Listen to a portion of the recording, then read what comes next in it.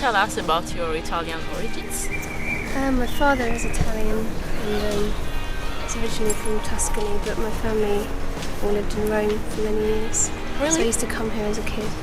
It was nice memories. Okay, has the culture somehow influenced you, or something that you got from the Italian culture? I'm just guessing, but maybe not. Well, I definitely feel that, growing up, this Italian side of my family was different from my other English friends, and I always used to like to come to Rome, and I liked being around my Italian family a lot. And I love a lot of. My dad introduced me to a lot of Italian opera, which has definitely affected my writing. I just love how passionate it is, and so yeah, I suppose in some kind of ways it has. Okay, so according to this fact, I know that your father has introduced you to music. Is that true? I've read it, but maybe it's not true. It's just stories. Yeah, he did. He had a really big vinyl collection, and there was lots of different stuff that he played me when I was a kid, like Duke Ellington and Maria Callas and Nina Simone and the Stones, Captain Beefheart. So I think even when I was 8, I was listening to pretty good music. Okay. Yeah. Okay. And your first approach to music, how was you? Was with rock and roll, popular music, or some other kinds of music? So it was probably rock and roll, I guess. I started teaching myself the guitar when I was 8, and that's because I heard Jimi Hendrix, and I just thought he was amazing, and that's why I started teaching myself the guitar. Okay, but you are classical trained, maybe? So you studied music? No, I studied the violin, and I did do a degree in music, but with the guitar I was self-taught.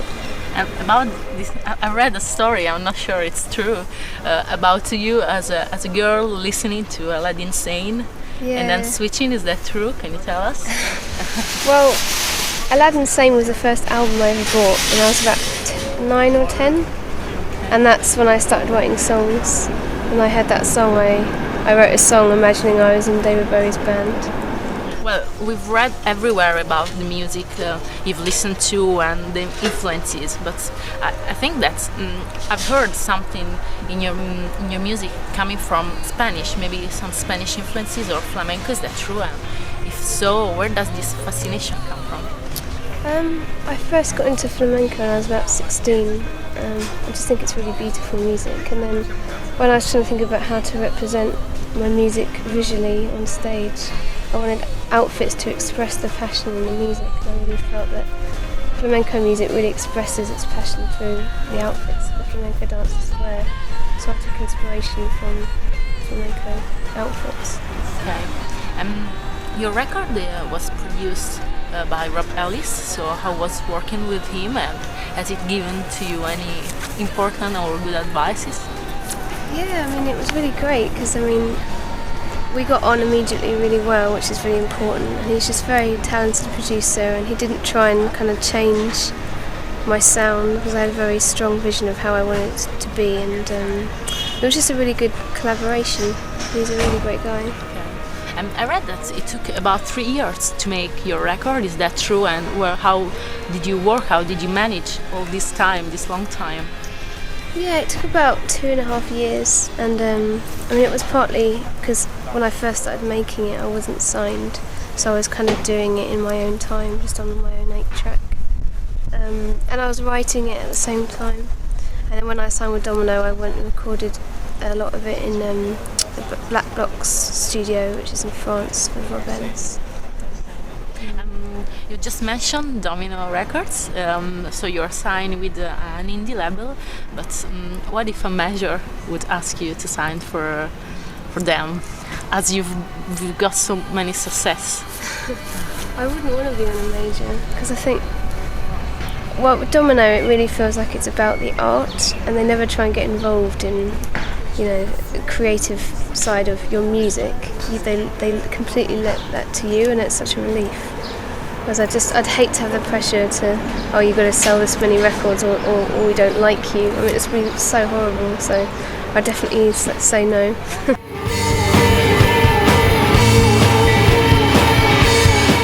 How did you manage with all this success? Because you look not shy, but a bit introverted. And while you've got so much fame, also in Italy, you came out on a lot of newspapers. So I was wondering, and Nick Cave wanted you for tour, and Brian Eno and all the stuff. So I'm wondering, how did you manage with it? I just try and focus on being a good musician, really, and I really take performances. It's really important to me to do a good performance and to connect with an audience, and that's what I focus my energy on, rather than thinking about the rest of it, because it's just so weird. You just can't really fathom it. You look and you especially sound very mature. So I was wondering, is there somewhere a childish side of Anna Calvi? Definitely. Yeah, I mean, I think doing music it actually really brings out the child in you, because you're just really kind of going with your imagination, and I think creativity is quite a childish thing, but I don't mean that in a negative way. It's just about losing your inhibitions and just kind of making up stories and worlds, and I mean, I think it's the foundation of my music, and I really enjoy getting in touch with the child in me, definitely. You've played for Gucci and some other stylists, so are you into fashion? Yeah, I mean, I really love how, fashion is just art. It's just a kind of a way of wearing art. I find that really fascinating, and I never really thought about it until I started making my own music, and then I realised that every aspect of what you do is an expression of your art, and then I just think it's really fascinating. And, I'm enjoying kind of seeing this other world. It's great. You have to imagine a new record. How would you imagine it? How would it sound? Would it sound differently, or? Yeah, I mean, I think it definitely will be different, and there'll probably be elements of things that I enjoy expressing that will, probably continue. But yeah, that's the big question, in which I'm enjoying the exploration. Now this moment has come.